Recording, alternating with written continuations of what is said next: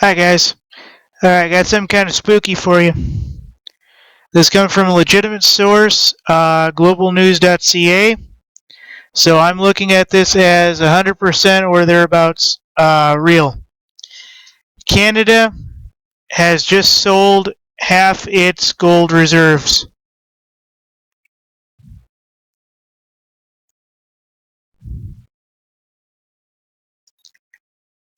Might be nearly half, might be over half. I don't know the exact number. But this is a story coming out of Canada, folks. You might want to share this with everybody. This is one of those where you kind of go, well, if things weren't going to go under, why would they do that? And that's kind of how I feel on this, folks. I'm kind of concerned on this as global news. Canada sells nearly half of its gold reserves. This is under the money function. Let me show you. So you know this isn't from Reuters or anywhere else. Okay? All right. Now, let's get into the story. Like I said, you might want to share this with people, especially if you're in Canada or around that area. The government of Canada sold off nearly half its gold reserves in recent weeks, continuing a pattern moving away from the precious metal as a government asset. And this is coming from the International Monetary Fund's International Fiscal Statistics of Canada. So, this is important, folks. If shit was not going to hit the fan where gold was worthless or precious metals were worthless, there would be almost no reason to do this. We've all known that the U.S. has decided to get rid of theirs, get off the precious metals in 1933. Canada, for whatever reason, just decided to do it in the last week or so. You've all seen my stories on the markets. You've all seen my stories on the stock exchanges. You've all seen my stories on the shipping industry. Basically, every part of the economy is downsizing to a point of almost absolute imminent collapse. I don't think it's ever actually going to come down 100%. I think all they're doing is shrinking everything, and we're going to see benefit eventually. But as it is right now, this is probably scaring the hell out of every Canadian investor. I would love to see where the Canadian stock exchanges are right now when they were doing this, especially the gold and silver and precious metals markets. I'm not even going to bother to go on Yahoo Finance and look at this up because I know it's probably all in the toilet. But if the oil is nearly less than 28 a barrel, they probably see gold and silver going next. Therefore, they're probably selling for that reason alone, if not others. You know me, Canada's decent.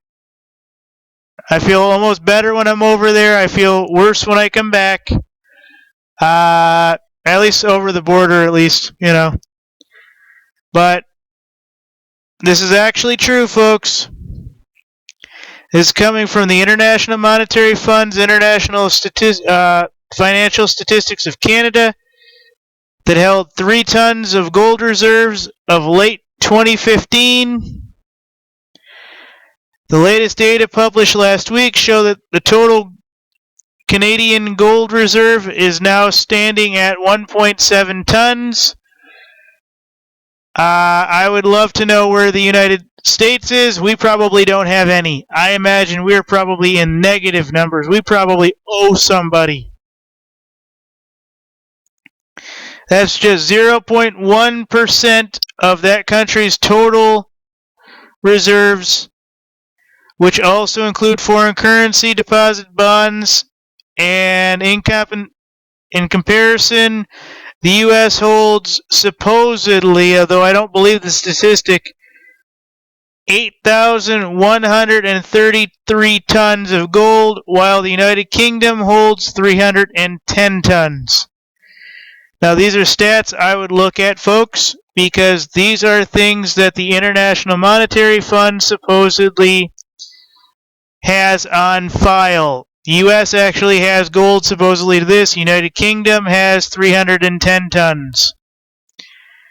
So you might want to actually wonder why Canada was listed as, I think, one of the top 3 countries in the world for its way it treats its people and every number of other things. As you know, the Canadian dollar, or the Canadian note rather, has been kicking ass for the past better part of 6 years. I imagine 8 or 10, but I can't really remember that far back. But it was only in the 90s when a Canadian dollar was worth the same as an American, and now it's worth, I think, 33 cents over, if not more. I haven't looked at the numbers yet to see if it's gone under, given this factor. But the decision to sell came from Finance Minister Bill Morrow's office.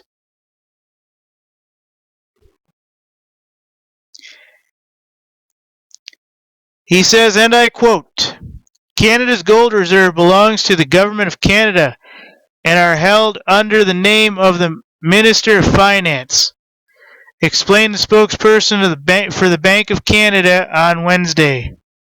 "Decisions relative to gold holdings are taken by the Minister of Finance."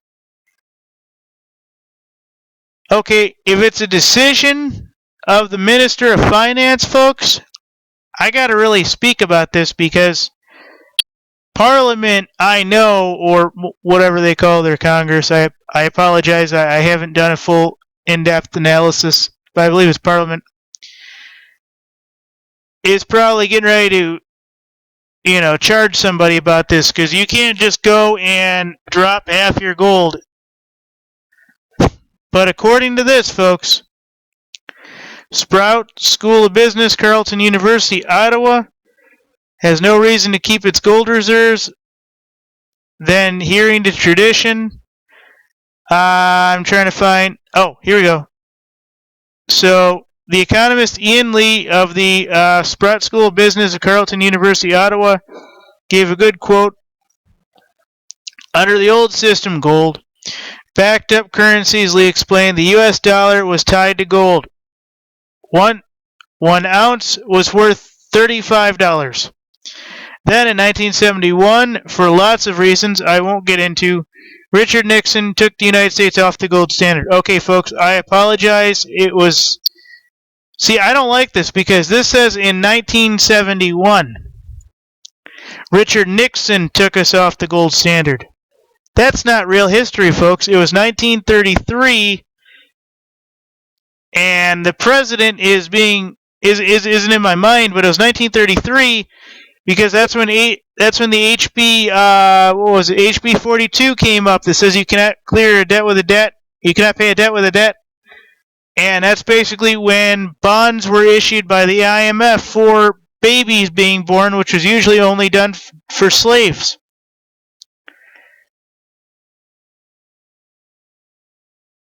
So there's a lot here, folks. Basically, they're saying that it's a precious metal like silver that can be sold like any other asset. They're talking about the 1960s when over 1,000 tons of U.S. gold were kept stuck away. Half those reserves were sold by 1985, and then almost all the rest were sold by the 1990s up to 2002. At the current market rate, the value of 1.7 tons of gold comes in at just under 100 million Canadian dollars, barely drop in a bucket when you consider the broader scope of federal finances. So, I hate to tell this guy and these guys here, but they basically just murdered the Canadian dollar.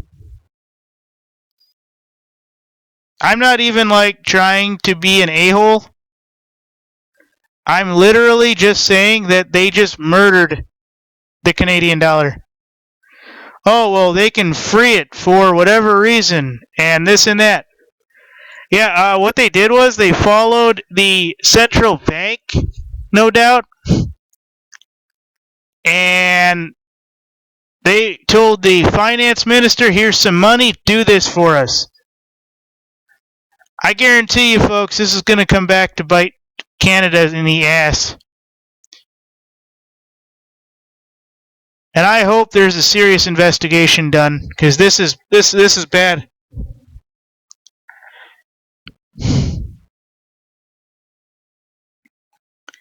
Thank you.